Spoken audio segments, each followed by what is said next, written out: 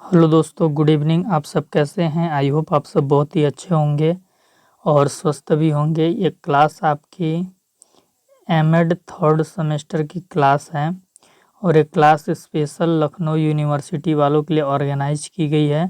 लेकिन यदि आप किसी अदर यूनिवर्सिटी से बिलोंग करते हैं तो भी आप इस क्लास से पढ़ाई कर सकते हैं, यदि आपका सिलेबस और पेपर मैच करता है तो। हम लोग जिस पेपर को पढ़ रहे हैं मेड थर्ड सेमेस्टर के अंदर, वो पेपर है हमारा सोशियोलॉजिकल फाउंडेशन ऑफ एजुकेशन। इस पेपर में हम लोग यूनिट 1 को पढ़ रहे हैं और यूनिट 1 में आज जो हम लोग टॉपिक पढ़ेंगे वो हम लोगों को पढ़ना है education in relation to family, interaction with family. यानी कि इससे पिछली क्लास में हम लोगों ने क्या पढ़ा था कि education as a social subsystem, कि शिक्षा सामाजिक उपप्रणाली के रूप में शिक्षा को हमने देखा था। आज के क्लास में हम देखेंगे कि परिवार के संबंध में शिक्षा क्या होता है और परिवार और शिक्षा दोनों के बीच में बातचीत कैसे होती है, क्या बातचीत होती है, इन चीज़ों को हम देखेंगे। यदि आप चैनल पे नए हैं तो चैनल को ज़रूर सब्सक्राइब करें और वीडियो के डिस्क्रिप्शन में आपको टेलीग्राम चैनल का लिंक मिलेगा। टेलीग्राम चैनल को ज़रूर ज्वाइन करें। एग्ज़ाम के समय यहाँ पे इम्पोर्टेंट पीडीएफ प्रोवाइड की जाती हैं और साथ ही आपको वीडियो के डिस्क्रिप्शन में व्हाट्सएप चैनल का लिंक मिलेगा, तो आप व्हाट्सएप चैनल को भी ज़रूर ज्वाइन कर लें। आज का हम लोग का जो टॉपिक है वो आपके सामने है, education in relation to family and interaction with family. परिवार के संबंध में शिक्षा क्या होता है, पहले ये हम देखेंगे, और परिवार व शिक्षा दोनों के बीच में बातचीत कैसे होती है इसको भी हम देखेंगे। तो सबसे पहले हम देखते हैं education in relation to family, परिवार के संबंध में शिक्षा क्या होती है। यानी कि जब हम परिवार के संदर्भ में शिक्षा को देखते हैं तो शिक्षा का स्वरूप हमें कैसा दिखता है। एक कहावत आप सुने होंगे, फिल्मों में डायलॉग होता है, हम तो सूर्यवंशी हैं, न्याय के लिए लड़ना हमारा धर्म है, या फिर हम तो क्षत्रिय हैं, न्याय के लिए लड़ना, अधर्म के लिए लड़ना हमारा कर्तव्य है। तो ये शिक्षा क्षत्रियों को कहाँ से मिलती है कि अन्याय के खिलाफ उनको लड़ना है। जो क्षत्रिय परिवार के बच्चे होते हैं उनके परिवार में ये चीज़ उनको शिक्षा दी जाती है कि यदि हम क्षत्रिय हैं, बेटा तुम क्षत्रिय हो, तो जब भी जहाँ भी तुम अधर्म देखोगे, अन्याय देखोगे, तो क्षत्रियों का काम पहले क्या होता था, युद्ध करना होता था, तो तुमको उसके खिलाफ खड़ा होना है, लड़ना है। तो यानी कहने का तात्पर्य ये है कि परिवार के बीच में रहकर जो शिक्षा हमें मिलती है उसी शिक्षा को हम यहाँ पे देखेंगे। उसी पे बात हो रही है, education in relation to family, परिवार के संबंध में शिक्षा, ये चीज़ है। परिवार के संबंध में शिक्षा का तात्पर्य परिवार में मिलने वाली शिक्षा से है। परिवार आपका क्या है? परिवार एक तरीके का समूह है। क्या है? समूह है, ग्रुप है। क्या है? परिवार एक तरीके का समूह है, ग्रुप है। और कैसा समूह है? जहाँ पे विवाह के आधार पे रिश्ते जुड़े होते हैं, रक्त के आधार पे रिश्ते जुड़े होते हैं। देखते होंगे ना, आपको खून का रिश्ता होता है, वैवाहिक रिश्ता होता है। नए लोग फैमिली में कैसे आते हैं, जब विवाह करते हैं तो, और बाकी से खून का रिश्ता होता है। तो परिवार क्या है? एक समूह है जिसमें कि वैवाहिक रिश्ते, रक्त के रिश्ते से सदस्य आपस में जुड़े होते हैं। परिवार एक ऐसा समूह है जिसमें कि सदस्य होते हैं, कई सदस्य होते हैं, और ये जो सदस्य होते हैं इनके बीच में या तो वैवाहिक रिश्ता होता है या फिर रक्त का रिश्ता होता है, खून का रिश्ता होता है। तो अब हम बात कर रहे हैं कि भैया परिवार के संबंध में हम शिक्षा देख रहे हैं, तो परिवार के बीच में रहकर जो बच्चों को शिक्षा मिलती है उस शिक्षा की ही हम बात कर रहे हैं। अगर हम परिवार के संबंध में शिक्षा को देखते हैं तो पहला टर्म आता है पारिवारिक जीवन शिक्षा।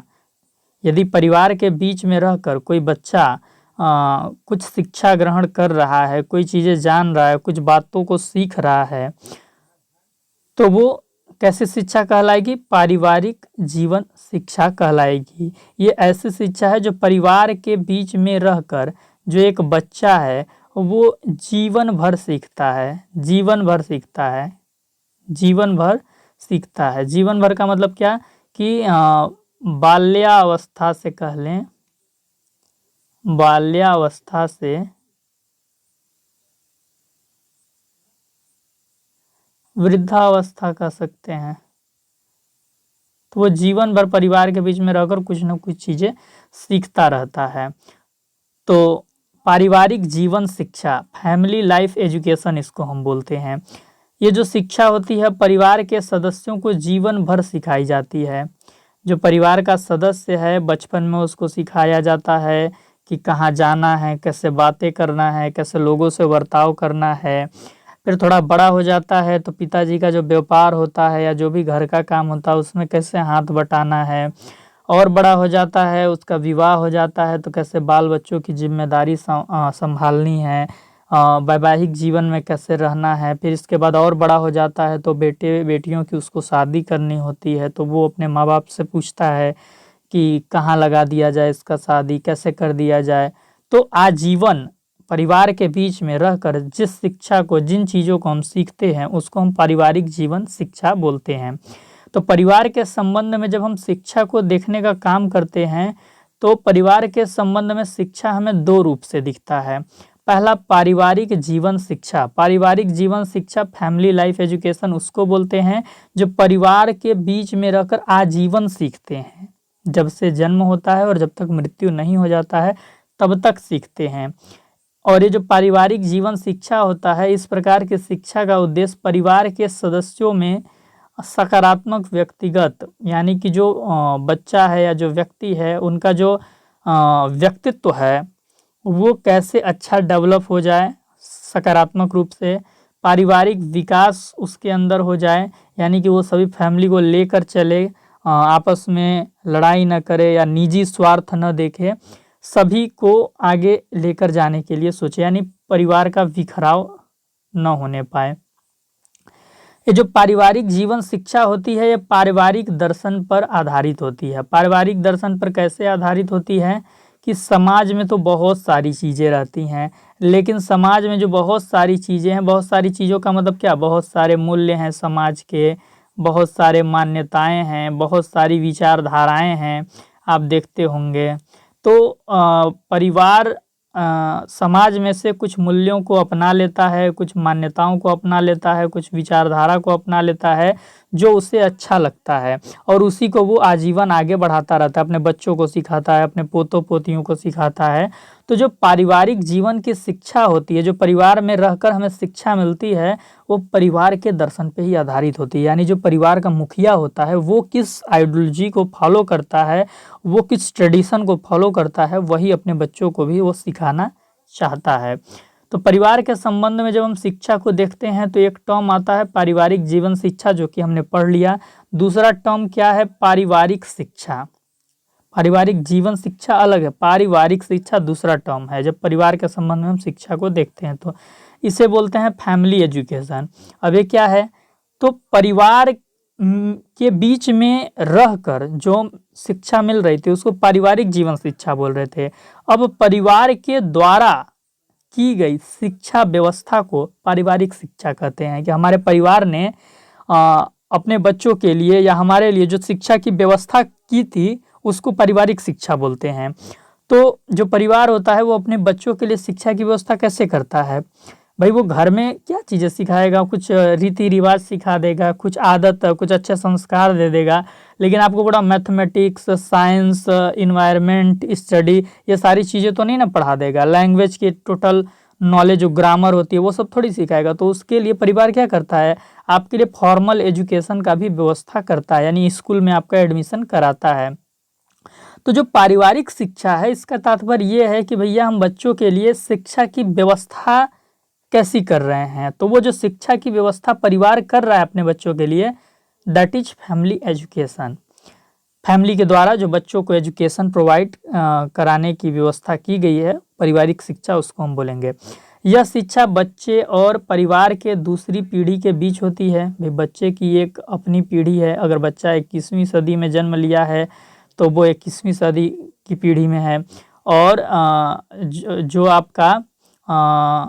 आपके माता पिता हैं उनका जन्म आपसे कुछ साल पहले हुआ होगा तो वो एक अलग जनरेशन के होंगे।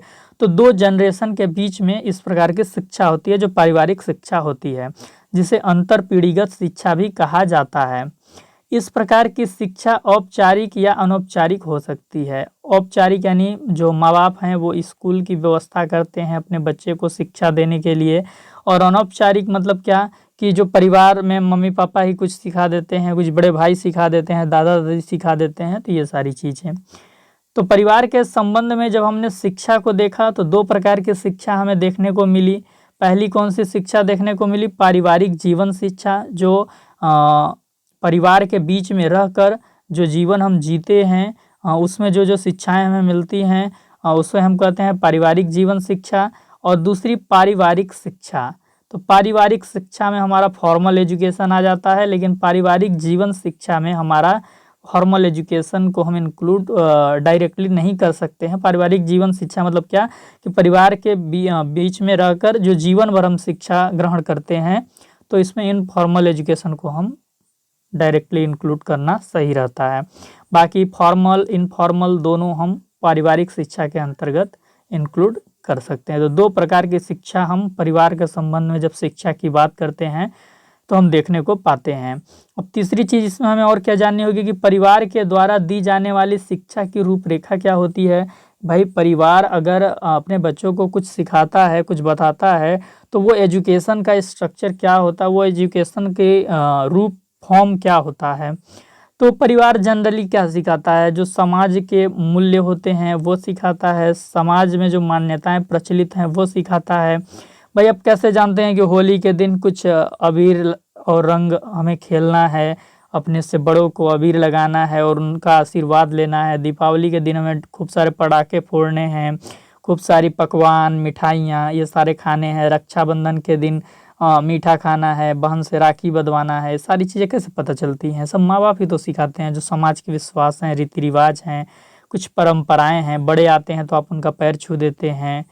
तो ये चीज़ें हमें परिवार सिखाती है। बुनियादी दृष्टिकोण भी हमें परिवार ही प्रोवाइड करता है। भाई स्कूल में बच्चा कब जाता है? परिवार में आगे रह लेता है 2-4 साल, उसके बाद ही तो स्कूल में उसे प्रवेश मिलता है और वहाँ पे चीज़ों को वो सीखता है।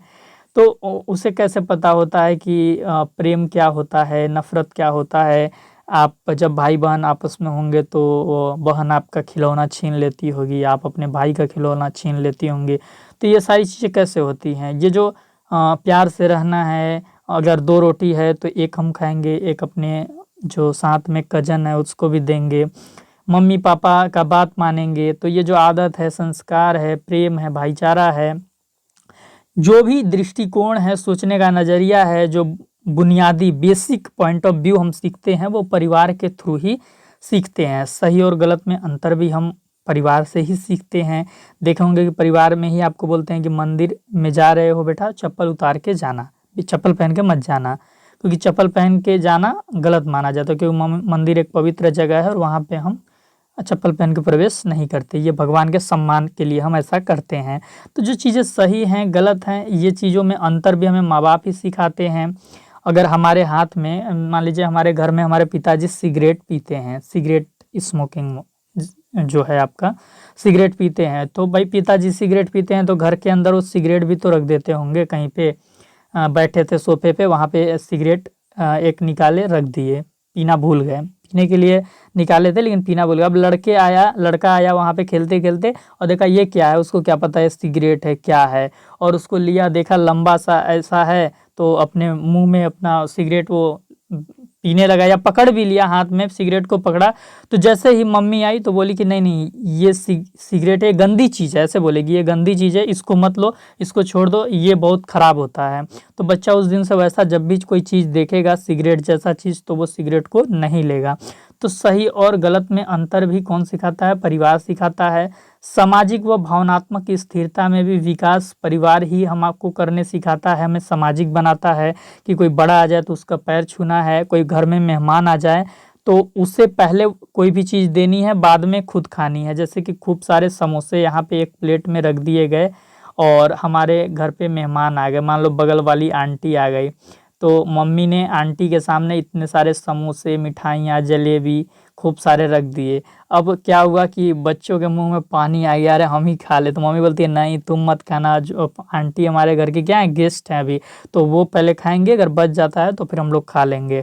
तो ये चीज़ें हैं। तो भावनात्मक स्थिरता, जो हमारे इमोशन होते हैं उसको कैसे कंट्रोल करना है, खुद को हमें कैसे सोशल बनाना है, सामाजिक बनाना है। भाई अगर हमारे घर में कोई गेस्ट आ गया है तो उसको पहले हम खाना प्रोवाइड करा रहे हैं, जो भी समोसे जलेबी है हम उस पर टूट नहीं पड़ रहे हैं। तो ये चीज़ें क्या सामाजिक होने के प्रमाण है।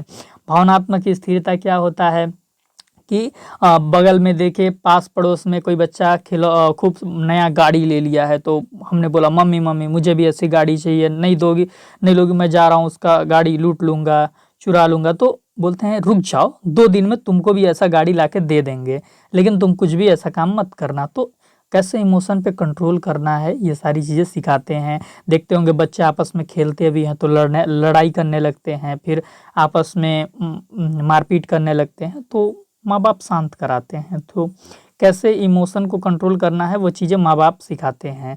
बच्चों में आत्मविश्वास भरते हैं, उनको फ्लेक्सिबल होना सिखाते हैं कि हो गया तुम ही थोड़ा दब जाओ, उसी को थोड़ा आगे बढ़ने दो, ऐसा नहीं हुआ तो क्या हुआ, ठीक है ऐसा ही हो जाएगा। तो ये तमाम चीज़ें सिखाते हैं। विशेष कौशल की जानकारी भी देते हैं।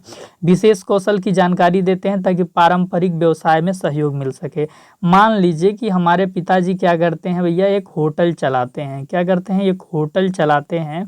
होटल में वो क्या बेचते हैं? खूब सारे समोसे बनाते हैं, गरम गरम छोले बनाते हैं, जलेबी बनाते हैं। जलेबी आपने खाया होगा, जलेबी बनाते हैं, कचौड़ी बनाते हैं। तो समोसे, छोले, कचौड़ी, पानी बतासे, ये सारे हमारे पिताजी हमारे होटल में बनाते हैं। तो क्या होगा कि धीरे धीरे भाई हम भी बड़े होंगे, तो जब हम 8-9th क्लास में आ जाएंगे तो हमारे पिताजी क्या चाहेंगे कि भाई हमारा बच्चा अभी पढ़ाई के साथ साथ थोड़ा हमारे कार्यों में सहयोग करे, क्योंकि बच्चा क्या है अब बड़ा होने लगा है, थोड़ा थोड़ा अब बच्चा नहीं रह गया कि खिलौनों से दिन भर खेलेगा। तो कहेंगे कि भाई थोड़ा मैदा ला देना अपनी मम्मी से मांग के अंदर से, क्योंकि मैदे से समोसा बनाया जाता है। मम्मी से जाके पूछो कि मटर क्या फुलाया हुआ है कि नहीं फुलाया, क्योंकि कल छोले बनेंगे, या नहीं तो तुम ही जाके फुला दो। तो ये सारी चीज़ें वो जो व्यवसाय उसके पिताजी करते हैं, जो होटल चलाते हैं, तो उसकी जानकारी भी बच्चे को धीरे धीरे देंगे कि देखो समोसा ऐसे बनाते हैं, छोले ऐसे बनाते हैं, जलेबी ऐसे बनाते हैं, इसको बेचना ऐसे है। होटल पे बैठ के पता चला बेचने के लिए लगाए थे, बच्चे ने सारे समोसे, छोले, जलेबी, कचौड़े खुद ही मार लिए।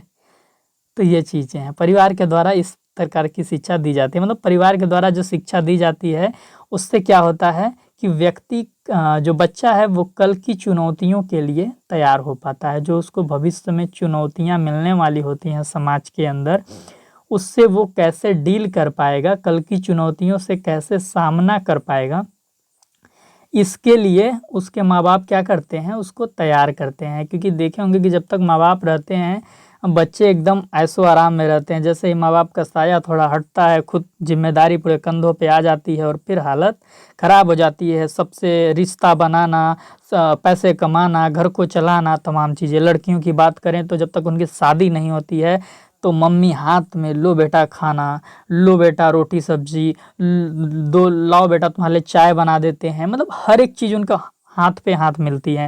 लेकिन जैसे ही शादी होती है, ससुराल को जाते हैं, तो माँ की सारी सिखाई हुई चीज़ें उनको वहाँ पे काम आती है, क्योंकि वहाँ पे उनको घर खुद ही चलाना होता है। क्योंकि भारतीय परंपरा है कि माँ और सास एक जैसी नहीं हो पाती हैं।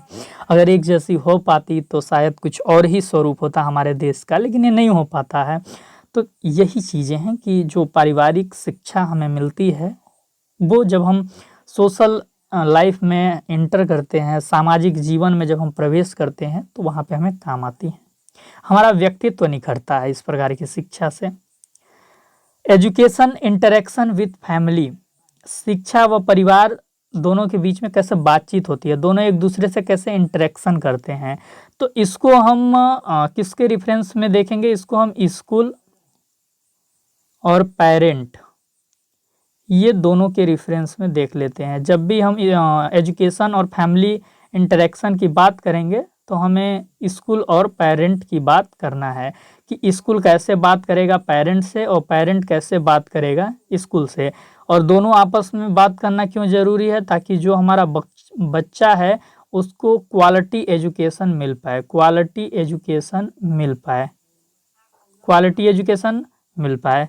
तो इसलिए दोनों का आपस में बात करना ज़रूरी है। तो जब भी हम फैमिली और एजुकेशन के इंटरेक्शन की बात करते हैं तो जो सबसे पहला टर्म हमारे सामने आता है वो आता है टीचर पेरेंट मीटिंग, जिसको कि हम बोलते हैं शिक्षक अभिभावक बैठक। पेरेंट को यह बताना चाहिए कि बच्चा घर पर क्या कर रहा है।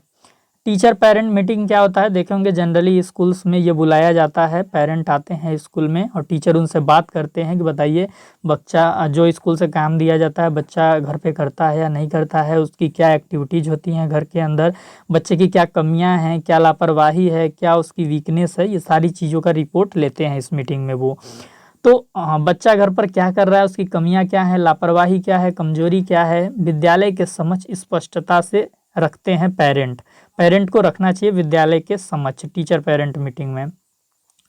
और शिक्षक को क्या रखना चाहिए, शिक्षक को ये बताना चाहिए, विद्यालय को ये बताना चाहिए कि बच्चा स्कूल में क्या कर रहा है। भाई पढ़ने के लिए बच्चे को हम भेजते हैं तो यहाँ पे स्कूल में 5 घंटे 6 घंटे वो क्या करता है, क्या सीख रहा है, मैथ की क्लास है, इंग्लिश की क्लास है, हिंदी की क्लास, उसमें कितना सीख रहा है, कैसे एक्टिविटीज कर रहा है, तथा सीखने में पेरेंट बच्चे की मदद किस प्रकार कर सकते हैं। जो स्कूल में बच्चे को सिखाया जा रहा है उसमें पेरेंट भी किस प्रकार से मदद कर सकते हैं। देखे होंगे बच्चे को HW होमवर्क इसको बोला जाता है, होमवर्क दिया जाता है, तो होमवर्क को करवाने में कौन मदद करते हैं, माता पिता ही देखे होंगे कि मदद करते हैं जनरली।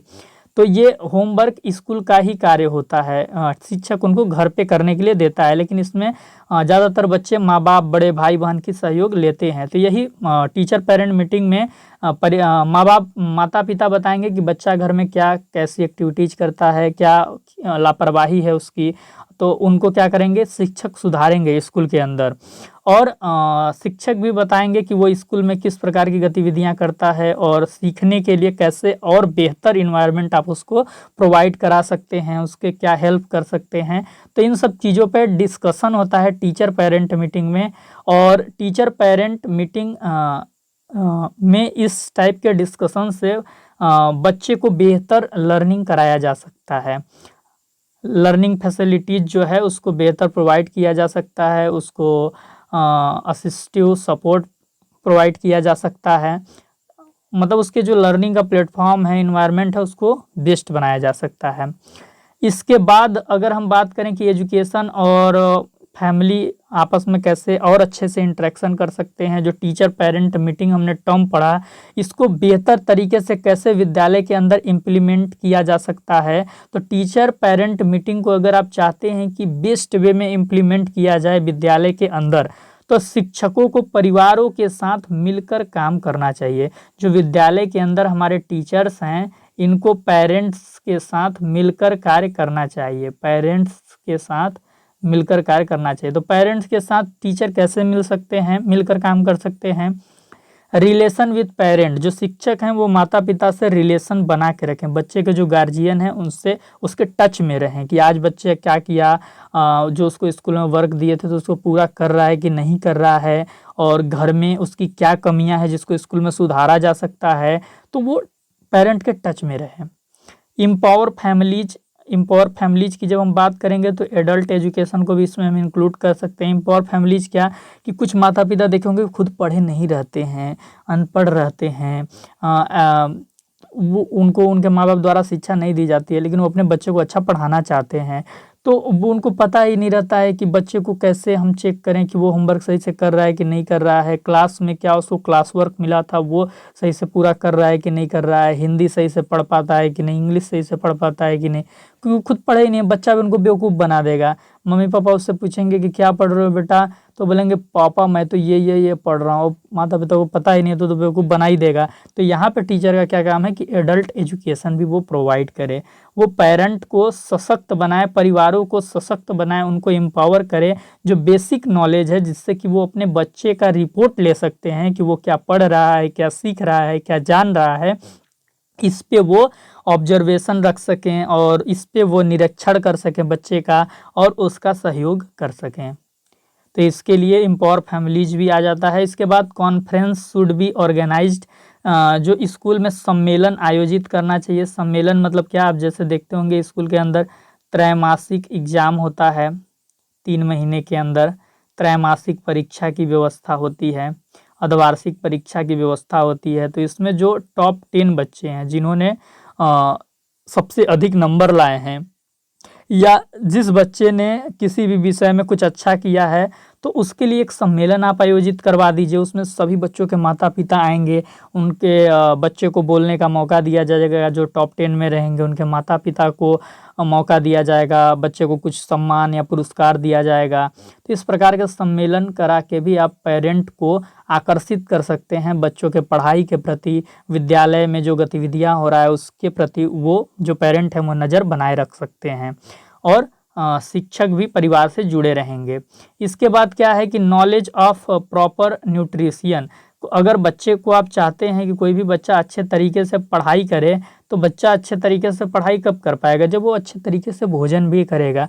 कुछ कुछ फैमिलीज क्या होती हैं, बहुत ज़्यादा गरीब होती हैं, या फिर गरीब नहीं कहना चाहिए, उनमें चेतना की कमी होती है, फाइनेंशियल कंडीशंस उनके बहुत वीक होते हैं, तो वो खाना पीना बच्चे को अच्छे से प्रोवाइड नहीं करा पाते। लेकिन स्कूल में खूब सारा मैथ पढ़ना है, इंग्लिश पढ़ना है, साइंस पढ़ना है, न्यूट्रिशन ज़रूरी है, क्योंकि स्कूल में सिर्फ आपको किताबी ज्ञान नहीं दिया जाता है, आपको को करिकुलर एक्टिविटीज़ कराई जाती हैं, स्पोर्ट्स आपको कराया जाता है।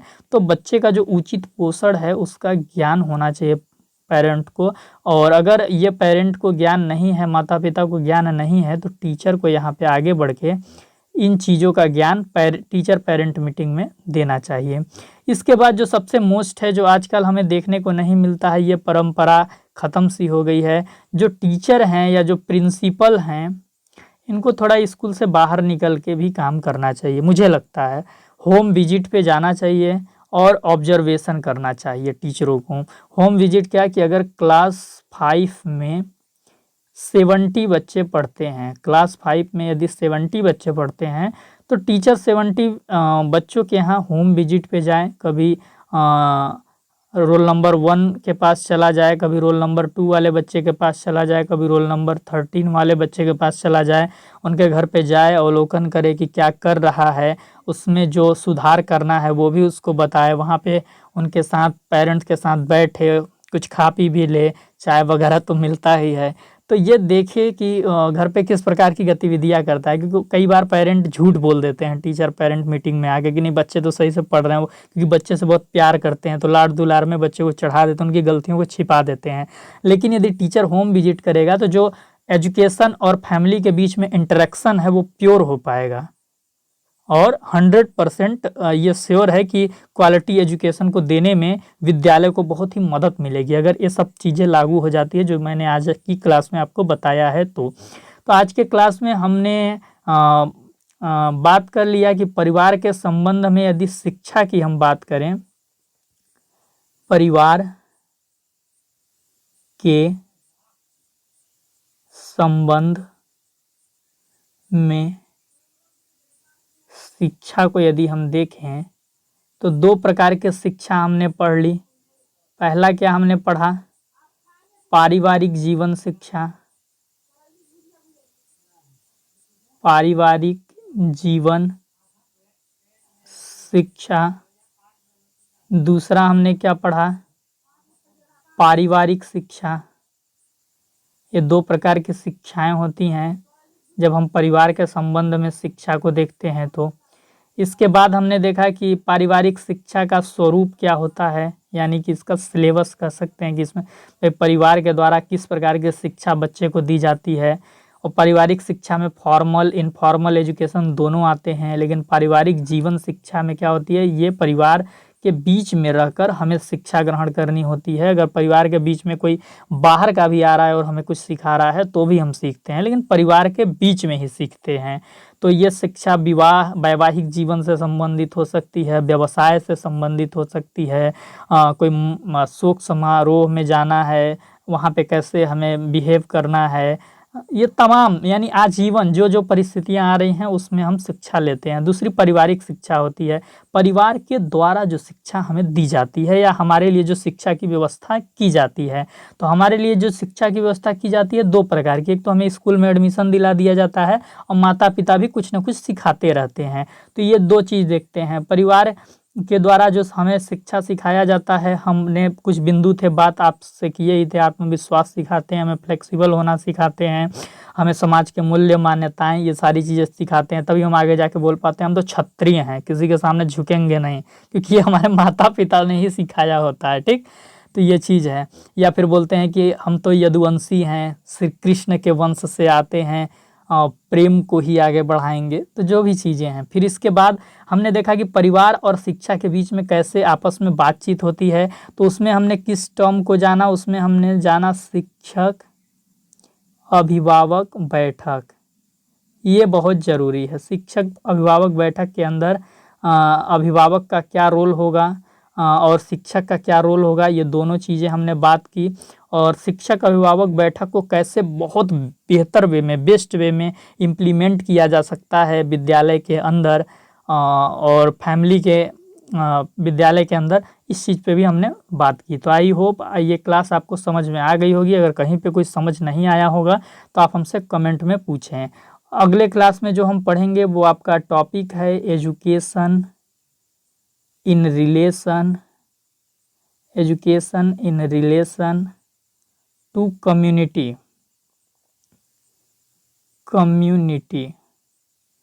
And interaction with